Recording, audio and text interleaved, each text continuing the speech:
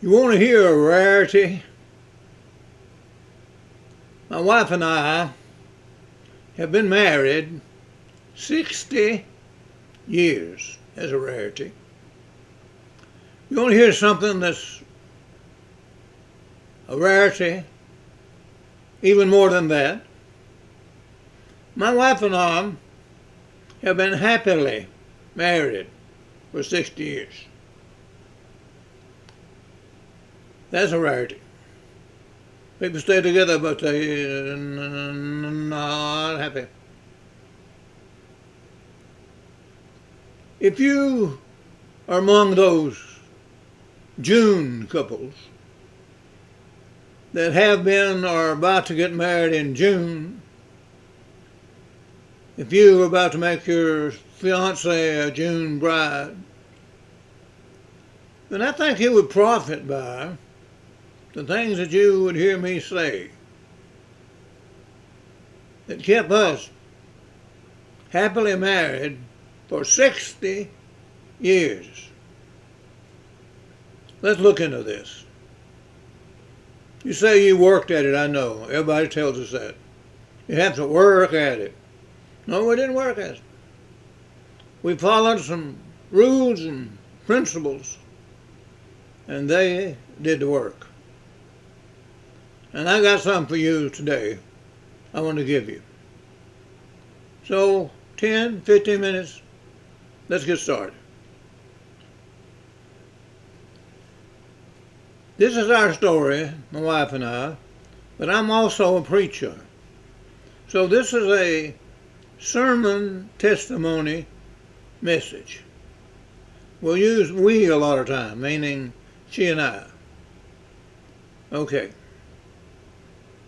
The first bit of advice is this. For this cause, a man shall leave his father and his mother, and shall cleave to his wife, and they shall become one flesh. I need to explain to you the word leave.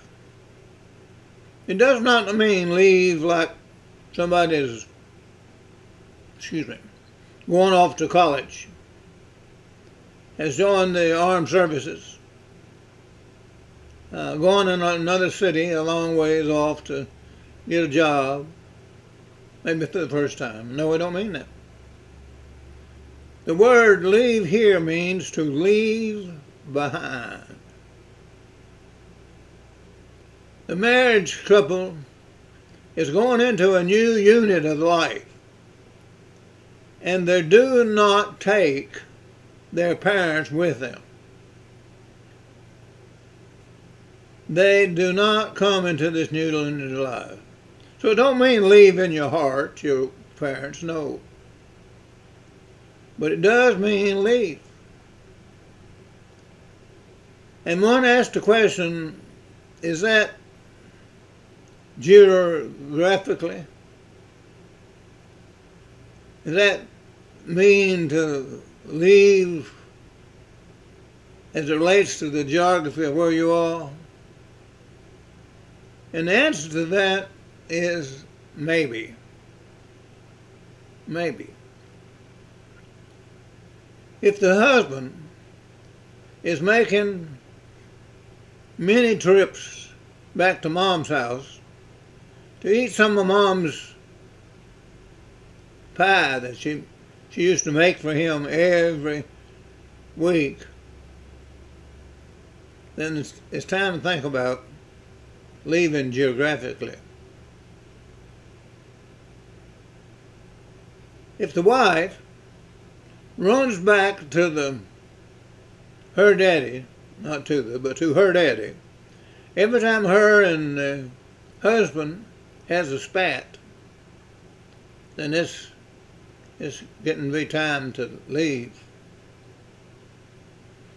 If grandparents watch after, babysit the kids to the extent that they begin to think they are the parents instead of the grandparents, that the kids need to be obedient to them even if it's contrary to something mom and dad said. If it is spoiling the grandparents, if that becomes a serious thing, you should have already left. So that's what it means to leave. Then let's look at the word cleave. Leave your father and mother and cleave to your wife. Cleave is a word taken from another word that means glue or to be glued. A man is to leave his father and mother and be glued to his wife. Now it's hard to pull apart something that's glued. And the in-laws don't need to try to. It's said that what God has joined together, let no man pull asunder. We're to be ones who are cleave to the wife. Now, the wife is the most important person, woman, in your life. Mama used to be, there's no doubt about that. That was okay too, but not now. Not now. And now let's continue with these things that helped us.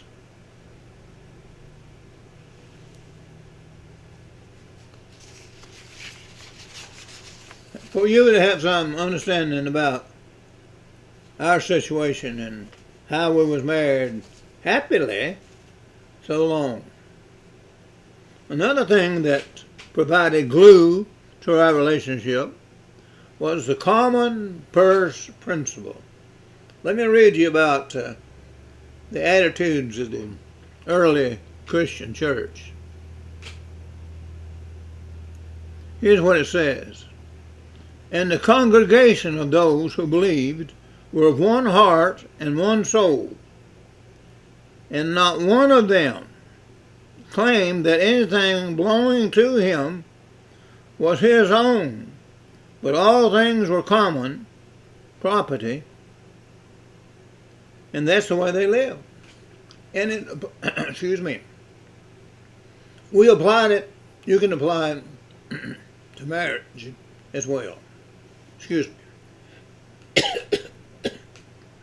The common first principle. What's mine is hers. What was hers was mine.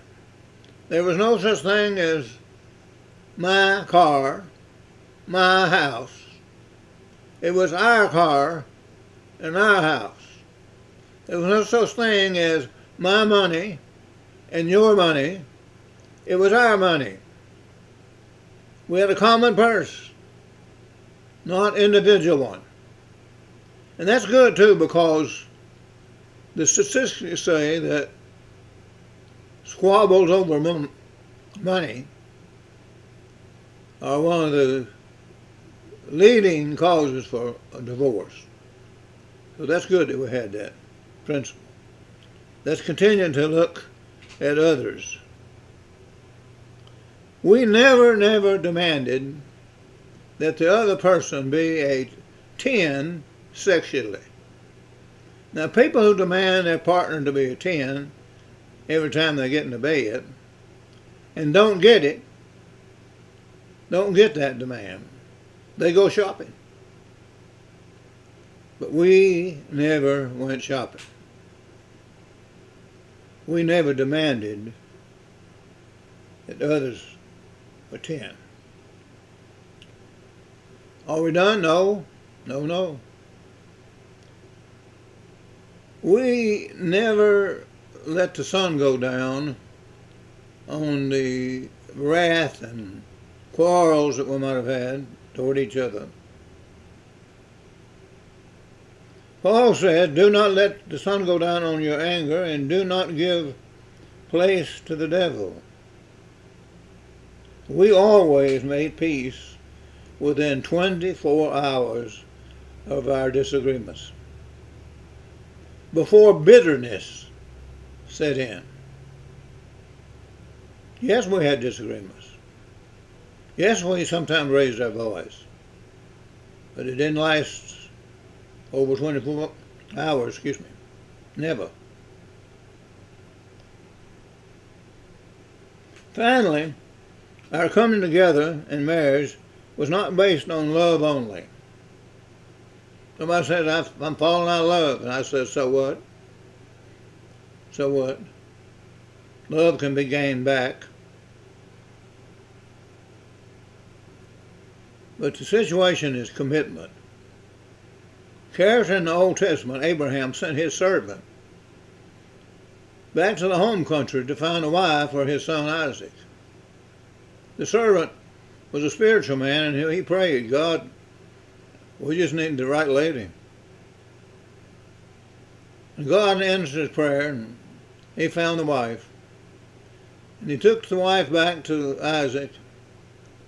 And it said that Isaac took her into his tent and loved her. Now you might think in modern English that would mean he had sex with her. No, if he had sex with her, he did have sex with her, but if that was the point, it wouldn't have used the word love, more likely use the word know. He knew her, because that's how they said it. But what it indicates to me is that commitment was first. The man went after the wife for him. He was committed to whoever was brought back by the servant. And then he would fall in love with them later. So there's commitment. That's the chief thing in marriage, not love. Although love certainly helps.